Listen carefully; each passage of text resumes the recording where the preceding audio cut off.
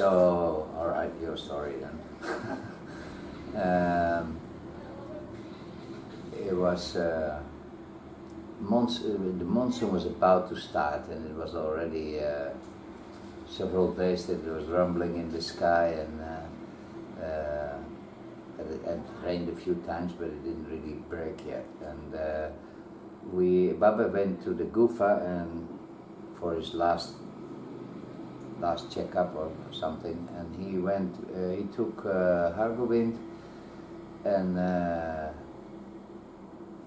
Ramlotti's son Jacob and myself along, and we went to the Gufa there, and he looked at everybody, and he looked at the storage of things which were there, if there was enough rice and dal and tea and sugar and things, and because the water would get so full, people couldn't cross from the main side to the Gufa, which is the cave side. Yeah, no, it is impossible. It can be cut off for months, at least a month, because they can cross also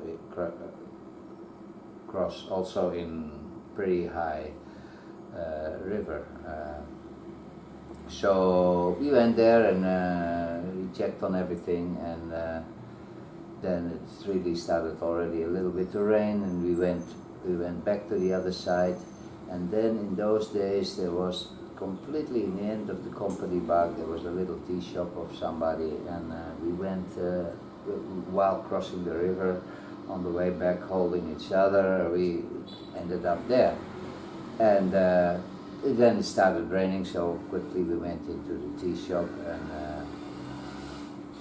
and Baba ordered tea for everybody, and we were sitting there with our tea, and then he ordered a packet of bidis, and he opened the packet, and he, I don't remember, with the matches probably, or with coals from the fire, he started to light one bidi, and when he was going, he gave it to Hargobind. And then he lit the second one, and he gave it to me. And to our surprise, then he lit the third one, and he gave it to your son, who was only 10 years old, and he was also very surprised. But of course, I mean, getting a bidi from Baba, even if you don't smoke, was a pleasure.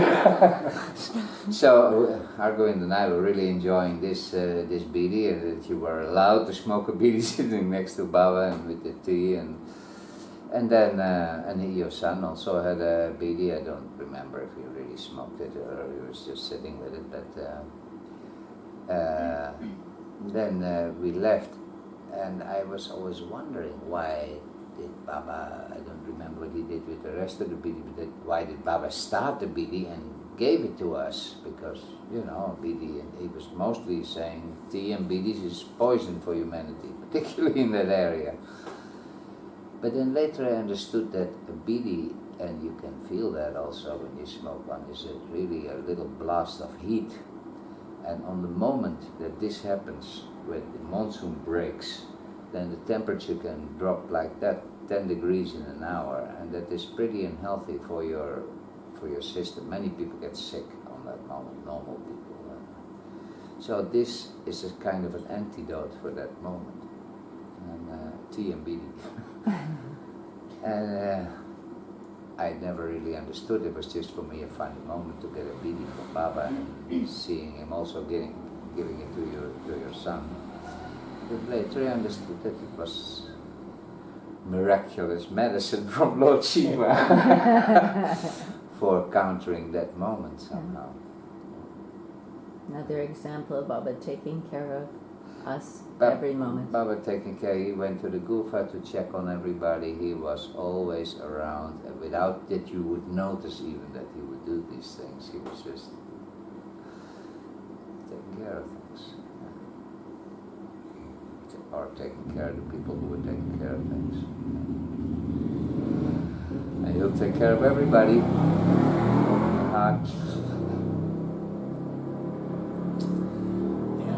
your heart.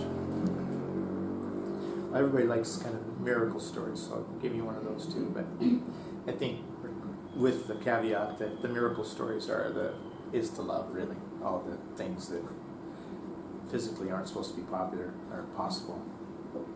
Really, to Babaji, they weren't any more important than anything else. Didn't care.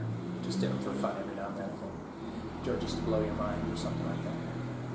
But one time we were all coming back from Bimtal and down the mountain road, that's kind of really tight in one lane, but it's 2 lanes, but there's lots of pullouts, It used to be more of a 1-lane road then in a lot of spots. And most of us were in a bus, and Babaji was riding with Dr. Rao and Muniraj and Shastriji in a car. And so we're going Who was along. driving? Oh, Dr. Rao. Dr. probably. Rao, yeah. And so we were driving along. When we were singing, and we drive along, and Babaji's at the side of the road, outside the car, the little water, where the water pipes would come out of the mountain. Yeah. He waves, and it's nice, and then we're going along, and it's just a very narrow road. There's no way the car can pass you without you knowing it. And then we come to the next one of those little turnouts again, and Babaji's out there, and he waves at me. And I thought we just saw Babaji with that other one. And then I look around at the other people on the bus, and they're just like, they don't even see him. And Malti's sitting right next to me, and I say, Malti, you notice that Babaji's, and then this happens again, and it happens 5 times. And so then, and I just started looking at everybody there. And Babaji would do these things like where he'd only let one person see something, that was the way he'd play a joke on you or whatever. And this happened like 5 times, and each time he'd like wave even more as he went by, And then we got to the bottom, and we finally got to where we would walk back into Haidakhan from the river, and I thought, well, nobody else may have noticed this, but at least Muniraj is going to notice this, And so I start to walk up to Muniraj and then Babaji just whisks me aside and grabs me by the arm and walks me up the river, so I can't talk to anybody. But I've seen him do things like that quite often, and also late at night, oftentimes I would sit on top of his room, and after everybody else went to bed, and I just would meditate there, and I'd see lights would come into his room from the mountain, so he did all the miraculous things too, but that was not the miracle of Babaji. The miracle of Babaji was the love. He was hiding mostly all these things. Oh, yeah. Yeah.